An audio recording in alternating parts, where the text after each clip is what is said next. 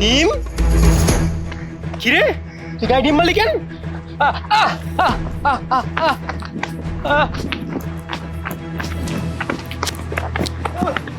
এই দাঁড়া কিরে তুই গায়ে ডিম মারলি কেন? বাবা সত্যি করে বল তুই ডিম কেন মারছস? বাবা কি বাবা বাবা শুরু করছস তুই? হ্যাঁ তুই এমনি বলবি না না? কি রে মুখ খুলতেছ না কেন? আরে ও তো অভিনয় করতেছে, দে ওরে আরো মার, ওর নিশ্চয়ই কোনো বাজে মতলব ছিল। তোর কি মতলব? হ্যাঁ বলবি না তোর ঘরে বলবো।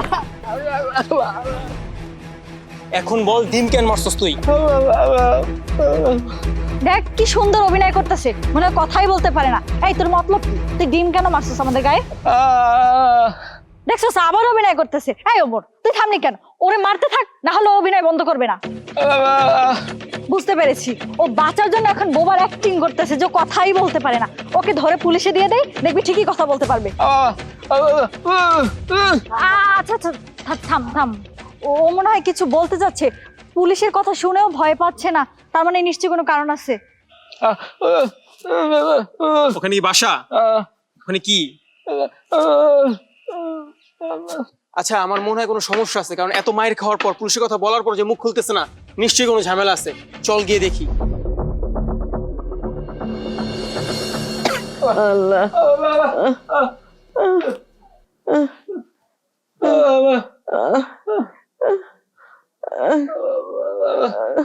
খালাম্মা ও আপনার কি হয়? আমার পোলা, আমি ওর মা। কিরে তুই ওনারা কেন নিয়ে আইছস?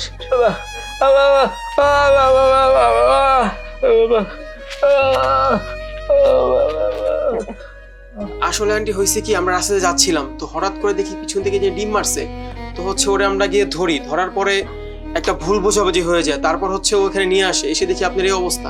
আন্টি আপনার কি হয়েছে? ও এখন বুঝতে পারছি বাজান, আমার এই পোলাটা খুবই ভালো, ও কোনো খারাপ মানুষ না। তোমাকে খাইয়ে ডিম মারছে, কোনো খারাপ উদ্দেশ্য মারে নাই। আমি অনেক দিন যাবত অসুস্থ, ডাক্তারের কাছে যায় বলে ডাক্তার ওষুধ দেয় না, ডাক্তারে কয় আমারে নিয়ে যাইতে, কিন্তু আমি তো এইখান থেকে উঠতে পারি না। এখন এই জন্য তোমাদের নিয়ে আসছে, জানি ডাক্তারের কাছে তোমরা যায় বলতে পারো যে আমার কি কি অসুখ হয়েছে, তাই না রে? হ, আমার পুরার কোনো খারাপ উদ্দেশ্য নাই বাবা। এই পৃথিবীতে এই পোলা ছাড়া আমার কেউ নাই, আমি ছাড়া আমার এই পোলার আর কেউ নাই। ও আমার জন্য, আমি ওর জন্য দুনিয়া, আমার জন্য ও খুবই পাগল। ও আমার অসুখ হওয়াতে মনে হয় ওর দম বন্ধ হয়ে আসে, এই জন্য তোমাদের সাথে এটা করছে।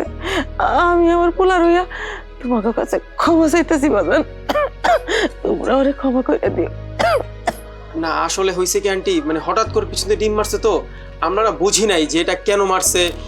কেউ কি মানে দুষ্টামি করতেছে নাকি মেয়ে দেখে ইপটিজিং করতেছে, মানে আমরা আসলে বুঝতে পারি নাই। তারপর হচ্ছে ওরা ধরার পরে ভাই তোমার গায়ে হাত তুলছি, ভাই তুমি কিছু মনে করো না ভাই, তোমার অনেক মারছি ভাই।